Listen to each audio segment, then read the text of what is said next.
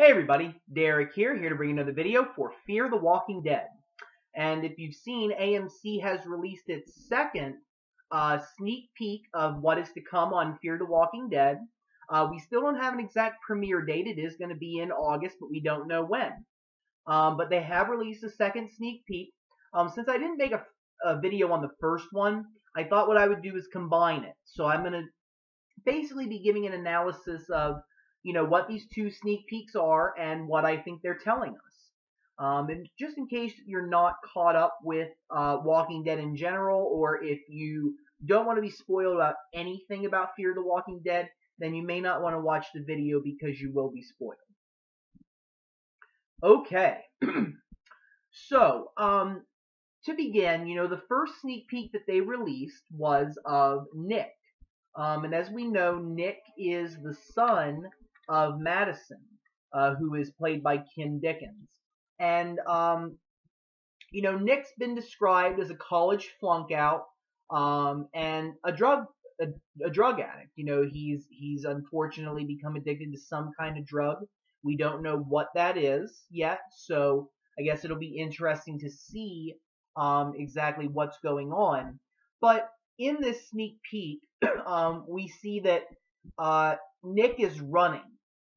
He was at some point inside this house or building, and the building in general looks really run down. It had a lot of gunk on the walls, graffiti. There was plants, overgrowing around it, big bushes and shrubs. So it wasn't really some place that was, upkept. It really looked terrible.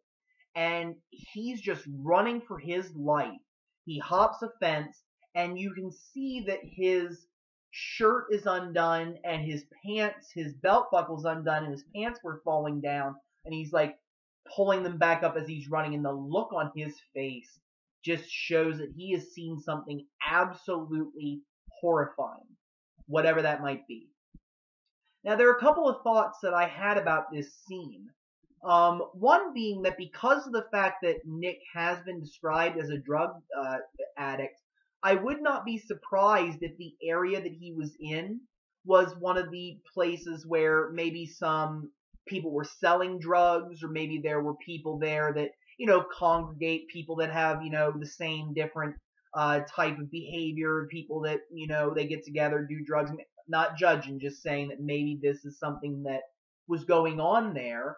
Because it does seem like a place that, you would see people like that. Typically you do see areas where houses that are run down, abandoned, not being, occupied by other individuals. Sometimes those houses are taken over by, drug dealers, drug addicts, people like that. And there is a good chance that this house may be one of those houses, and that Nick maybe went over there to, party, do drugs, drink, talk with people. And, part of me thinks that because of the fact that he's, his shirt's unbuttoned, his pants were undone a little bit, I have to wonder if he met some very nice lady at this party and, happened to be having some kind of relations with her when something happened. And I think that that's a very good possibility. I mean, all signs are really pointing to that's what was in essence going on. That Nicholas probably was with somebody while he was in the house. And, part of me wonders if maybe some kind of terrible thing happens while he's there. We really don't know how long it's going to take for us to see a walker, or see somebody die and turn into a walker. I'll be very interested to see just how fast things fall apart. Because the second sneak peek will kind of give a little bit of insight into that. But it makes me wonder if, maybe there was a walker that was, walking by, and, sometimes those places are not really well fortified, because of the fact that, the house is already run down, so there may not be locks on the door. There may not even be a solid door on the place. People might just be able to walk in and out, and maybe a walker makes their way in there. Another possibility that I thought of, and it's a little unfortunate if that is the case, but, there may be a chance that somebody might have overdosed and died on drugs in that house, and that maybe Nick, you know, fell asleep with someone, and maybe it's that person who, you know, he wakes up and he realizes they're dead, and they all of a sudden become a walker, and he, you know, freaks out, maybe has to kill, you know, the walker inside the house, or he may just be running because he's so freaked out by what he's seeing. But I think that in some way he has had some kind of an interaction. I don't think that this is just like, you know, you hate to say it, I don't think this is like a bad drug trip. I'm not willing to go as far to say that that's all that that is. I think that he's had some kind of an encounter with a walker, and as a result, you know, he's just freaked out. I mean, what would you do? You know, what are we gonna do the first time we see, you know, if you saw a zombie, if you saw a vampire, if you saw Dracula, you saw Frankenstein, well, of course you're gonna run. I mean, you know, we can never be prepared for anything like that. So I have a feeling that that's what he was doing, and I'll be interested to see exactly what did happen, what kind of a role he's gonna play, and to see how his character affects the storyline, because I really think that he has the capability of either becoming some character that is very great, somebody that's able to overcome their problems, and maybe be maybe tempted at times throughout the show to maybe get high or engage in not so great activity. Maybe he will be lazy, you know, just making everybody else do everything for him. Or he may rise above that and become something absolutely great, you know, where he will become a great character. On the other hand, he might end up, you know, becoming somebody almost like Murphy, you know, on Z Nation, who's selfish and doesn't care, and, you know, teeters on that brink of caring or not. So I'm definitely interested to see his progress. I think he is a very interesting character, and I think that he is one to keep. I don't think you should get rid of him right away. I think he has a lot to offer. I think he's a very great character right off the bat, and I'm interested to see what they do with him. Now, the sneak peek that was released today had Madison in it, you know, and that is Nick's mother, played by Kim Dickens. And as we know, Madison is actually a guidance counselor at a school. And in this particular sneak peek, what happened was she was actually seeing a student who was very freaked out by what was going on in the world, and he actually gave us a little bit of insight into what is going on. And basically, he tells Madison that he's concerned about the disease. He mentions a disease that has spread across 5 states, and scientists don't know what it is. So, I mean, we already kind of knew that the zombie, you know, virus. It was a virus that was causing everything. You know, that people carried it in their bloodstream, and that when they died, the virus would basically rejuvenate the brain and get them up and walking. And you know, the way I look at it is, again, if you get bit by an actual zombie, it's almost like a different strain comes into you and does things to your body that makes you die. I think that's how it works. You know, that's kind of like how there's different kinds of influenza, and if you get one kind of influenza, you just get like a really bad, you know, fever and coughing and maybe some stomach problems. But you get something like, I think it's called the Spanish flu. It was the influenza that basically went around during the times of World War I. You get that flu and you're pretty much dead. It was very, I mean, it killed millions and millions of people during that time. And you know, you have to wonder exactly what was going on here. You know, and it makes you wonder, you know, were there some individuals that perhaps did not have an immunity to the virus? And that's something that you wonder about. Exactly how widespread is this? Is it just, you know, one person got it and then bit somebody and it spread to somebody else? Or is it airborne, and is it one of those things kind of like in the novel The Stand by Stephen King, where, you know, people were either immune to the virus or they weren't? And if you got Captain Trips was what they called it, then you were pretty much dead. You would die. But if you had immunity built up in it, you wouldn't die. And granted, not a lot of people survive Captain Trips. But it really does make me wonder if there is a certain percentage of the population that is not immune to it, and that maybe 25% of the population would, if they got it, they would get sick, die, and come back as a zombie. I don't know, and I think that maybe we might get a couple hints into this season. We may come across somebody who is sick and may die and become a walker, versus seeing other people get bit. So I'll be very interested to see what that says. But back to the sneak peek. The young man is basically talking to Madison, the guidance counselor. He's just very upset, very distraught, because he's been hearing about the disease that's been spreading across, he said it's spread across 5 states. Scientists don't know what's going on. And then he says people are killing. And then he's pretty much cut off by Madison. Madison's kind of, cutting him off at various times. And I think that kind of serves a dual purpose. One, it's in essence to, try to get him to stop thinking about these thoughts.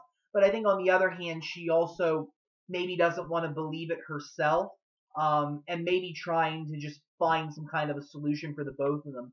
Part of me wonders if she does think that something like this is ridiculous, or if she's just the kind of person that, you can tell them all day, well, if you do this, you're more likely to die, or if you, do this, you would just live 5 more years. Like, if you're that kind of person who kind of shuts that stuff out, then you may not be willing to listen to reality, things that might be going on.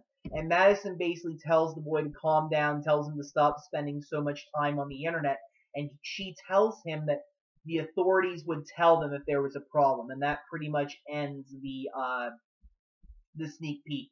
So it kind of gives us a little insight into Madison, and I'm wondering how her character is going to be on Fear the Walking Dead, because she almost seems like somebody that could be a leader. It is possible that she might become the leader of the group, and I think a female leader would be great. I would love to see the different methods behind how that group would be led, and I think that it would be great to see a different, person of the opposite sex leading a group. We kind of get into a lot of media. You get into TV shows, you get into movies, things like that. The leaders almost all the time male. And sometimes when you do get to see the females step up and lead, it's always a very great thing. I like seeing that progress. I like seeing those different kinds of stories. And I think that a woman would be just as likely to be able to lead a group as a man would. It's more about the person than it is about, what your gender is. But I think that she does have the capability of being able to lead this group. Now, what I will be interested to see, though, is, is she the kind of person who, can confront the reality, or is she the kind of person that kind of shies away from it? Because I was trying to interpret, like, what she was doing here with the kid, and you can watch it and take a look, but, part of me was wondering if maybe she was, shutting the boy up because she wanted to calm him down. Like, the point is, like, if the person starts to keep talking, they get hysterical, they get upset. You kind of want to shut out those feelings. Like, no, listen, everything's okay. Nothing's going to happen. Just calm down. Having that kind of a attitude and a kind of, it's a treating method, to try to get somebody to potentially calm down, depending on the circumstances. So she may have the ability to help individuals keep a level head. Where she might be able to say, look, stop worrying, we'll make it through this. We're going to be fine. Get up, do this, we're going to get this done. We're going to survive. That's the way that we are. And she might be able to, be encouraging to people. The fact that she has guidance counselor experience, probably has a college education in psychology, things like that. She's probably able to read people a lot better than maybe you or I could, depending on the kind of background that you have. It's very possible that she has more skills in that, and she would be able to identify, if somebody was in need of help and the kind of help to give them.